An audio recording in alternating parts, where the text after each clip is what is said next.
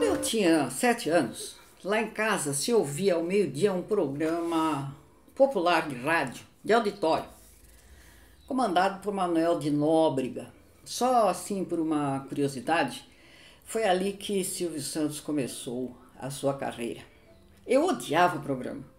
Os quadros humorísticos ficavam por conta de Ronald Golias, que já naquela época eu achava muito sem graça. Desculpe quem gostava dele, eu achava sem graça. Imagino que ele não tenha sido sempre sem graça, né? Porque deve ter sido engraçado em algumas ocasiões, porque afinal ele sempre gozou de enorme popularidade. Mas enfim, as lembranças de infância são sempre muito poderosas e a que me ficou dele foi a daquele quadro. E essa lembrança ficou muito entranhada. Quando eu resolvi falar dele neste vídeo, fui ver umas gravações posteriores dele no YouTube para saber se tinha continuado o mesmo e concluí que sim, ele continuava trabalhando de acordo com o mesmo esquema geral daquela época. E qual era o esquema? Esse esquema não é só dos programas dele, aliás, é o seguinte: uma escolinha, vários alunos, um deles burro ou até mais de um burro, que conta com a simpatia de todos, principalmente no auditório, e um sabichão que goza da antipatia universal. Eu não sei se na época dos meus 7 anos esse esquema era já cópia de algum outro mais antigo, eu só sei que ele é infalível e eterno. Bom, esse é o esquema geral da coisa. Dentro desse esquema havia uma piadinha diária, daquelas que mal começam, você já sabe como acaba. E já na época eu me espantava com a capacidade que as pessoas tinham de rir todo dia da mesma piada. Ela consistia no seguinte: a personagem de Ronald Golias dizia algo errado. Alguém corrigia, tentava explicar, ele não dava bola e reagia da seguinte maneira: você entendeu, não entendeu? Aí o outro respondia: entendi. Aí ele dizia: então tá bom, chega. Não que aos 7 anos eu fosse uma criança prodígio, longe disso. Mas eu convivia com tantas realizações da língua que o universo linguístico me parecia rico, infinito, colorido, capaz de atender a 1000 finalidades, além daquela coisa medíocre da comunicação de mensagens rudimentares que a gente vê no dia a dia, e era personificada pela personagem de Ronald Golias. Primeiro, porque eu fui criada num ambiente trilíngue, e segundo, porque convivia com gente de diversos graus de escolaridade. Com gente que comia S's e transformava L em R, com gente que falava com todos os S's e R's que a língua tem e mais os que ela não tem, com gente que ora falava certo, ora falava errado, dependendo do interlocutor e do momento, com gente que lia, com gente que não lia, porque era analfabeta, etc. Essas pessoas juntas compunham um universo de fala que sempre despertou minha curiosidade. Mas o mais importante, talvez, fosse a percepção de que a língua dos livros, a língua usada nos hinos, nas canções, a língua da poesia, era outro universo, mais difícil, quase inacessível às vezes, porque é instrumento de beleza.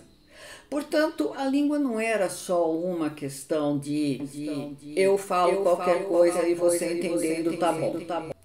Eu não tenho dúvida de que essa riqueza de experiência linguística contribuiu para as profissões todas que eu exerci na vida adulta, quando eu fui professora, escritora, tradutora, etc. Aliás, por falar em tradução, o que seria de tradutores e escritores se eles se limitassem a conhecer e praticar apenas uma das dimensões do uso da língua?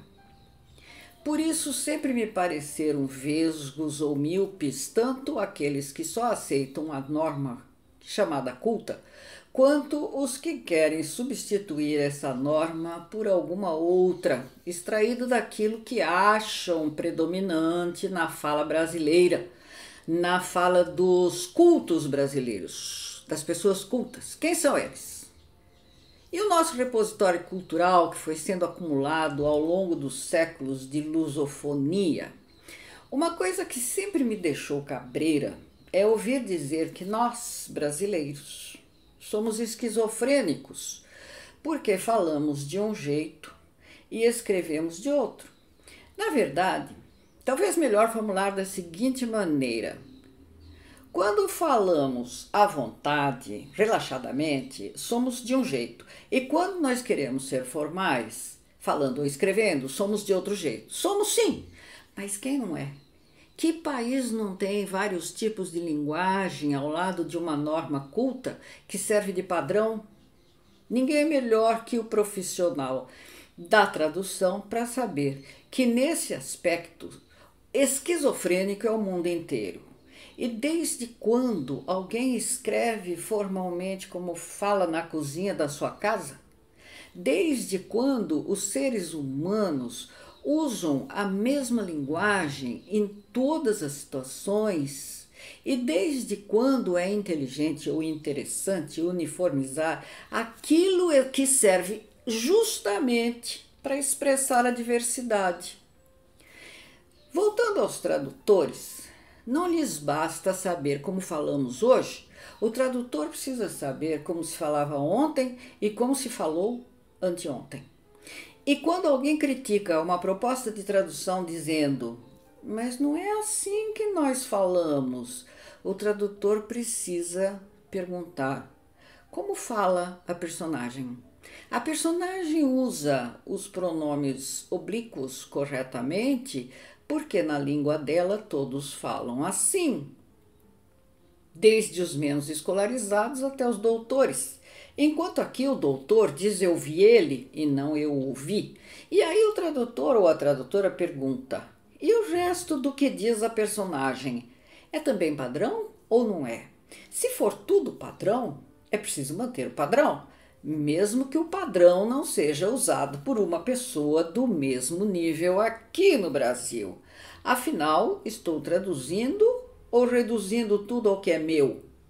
Cabe ser etnocêntrico a tal ponto? E aí entra a negociação, entra o exame do registro geral, entra o exame do contexto.